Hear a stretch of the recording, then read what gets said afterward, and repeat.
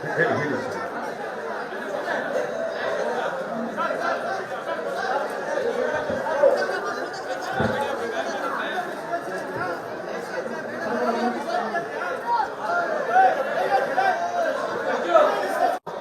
ईद के अंदर हम लोग की खुशी के अंदर जो शरीक होते हैं, मेरे हिसाब से सिवे कर्नाटका में सिवे सिद्धरामैया के कोई नहीं कर सकता। सब आने वाले थे, तबीयत नासार होने की वजह से वो नहीं आ सके।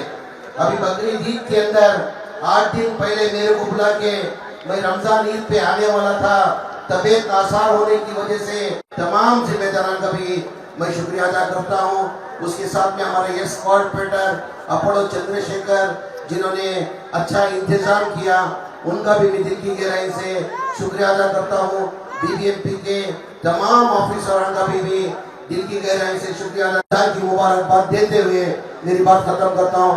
अस्सलाम वालेकुम रहमतुल्लाहि बरकातहू। तमाम से गुजारिश है कि आप सब बैठ जाएं। सुकून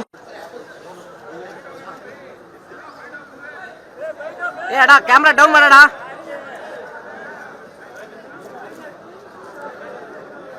ಈ ಪ್ರಾರ್ಥನಾ ಸಭೆಯಲ್ಲಿ ಅಣ್ಣ ಚಿಲ್ಲಣ್ಣ ಧರ್ಮಗುರುಗಳೇ,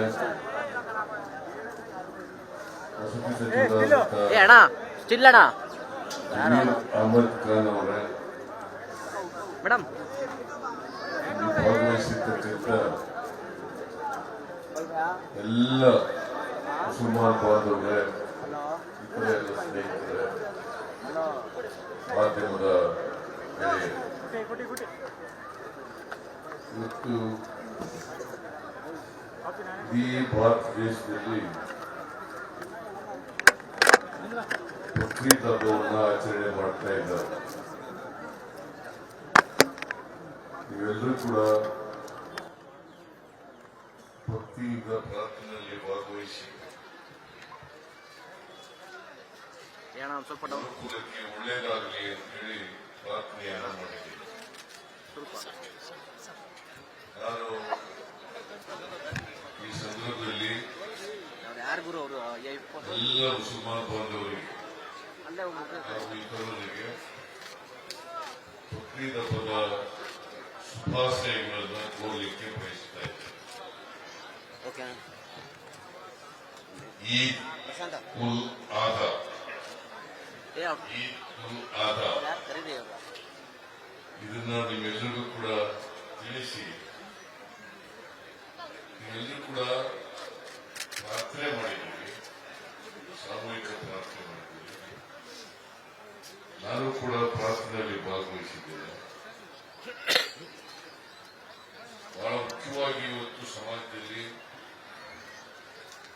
ನಾವೆಲ್ಲರೂ ಅಣ್ಣ ತಮ್ಮಂತೆ ಬಾಳಬೇಕಷ್ಟೇ, ಪರಸ್ಪರ ಪ್ರೀತಿ ವಿಶ್ವಾಸದಿಂದ.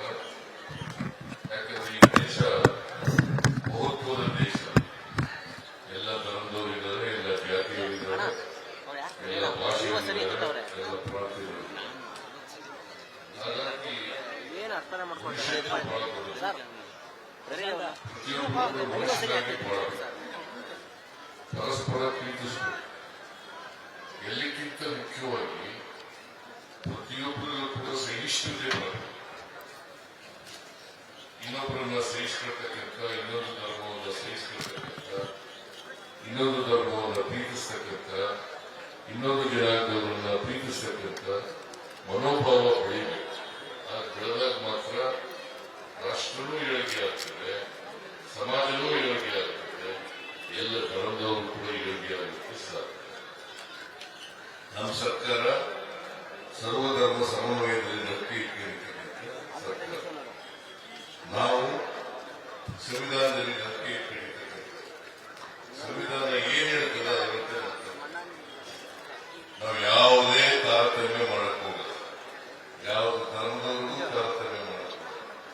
ಯಾಕಂದ್ರೆ ಕರ್ನಾಟಕದ 7 ಕೋಟಿ ಜನರು ರಕ್ಷಣೆ ಮಾಡಬೇಕಾಗಿರ್ತಕ್ಕಂಥ ಜವಾಬ್ದಾರಿ ನಾವು. ಅದರಿಂದ ಎಲ್ಲ ಜನರು, ಹಿಂದೂಗಳು ಇರ್ಬೋದು, ಮುಸಲ್ಮಾನ್ ಇರ್ಬೋದು, ಕ್ರಿಶ್ಚಿಯನ್ ಇರ್ಬೋದು, ಬೌದ್ಧರಿರ್ಬೋದು, ಸಿಖ್ರಿರ್ಬೋದು, ಯಾರ್ಯಾರು ಕರ್ನಾಟಕ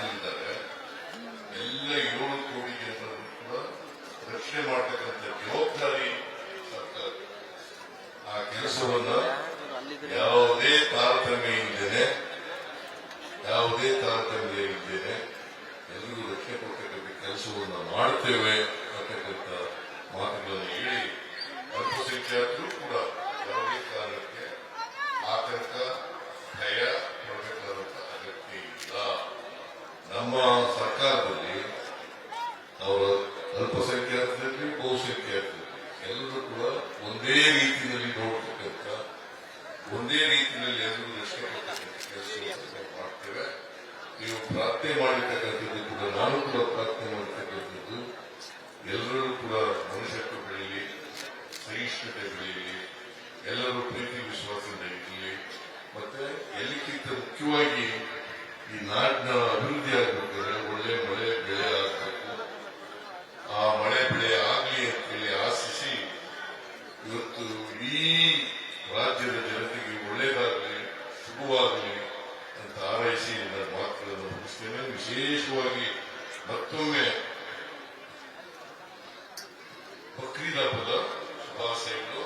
ಬಕ್ರೀದ್ ಹಬ್ಬದ ಶುಭಾಶಯಗಳು ನಿಮ್ಮೆಲ್ಲರಿಗೂ.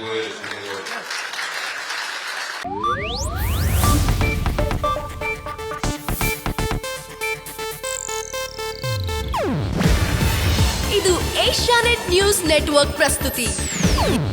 ನೀವು ನೋಡ್ತಿದ್ದೀರಾ ಏಷ್ಯಾನೆಟ್ ಸುವರ್ಣ ನ್ಯೂಸ್.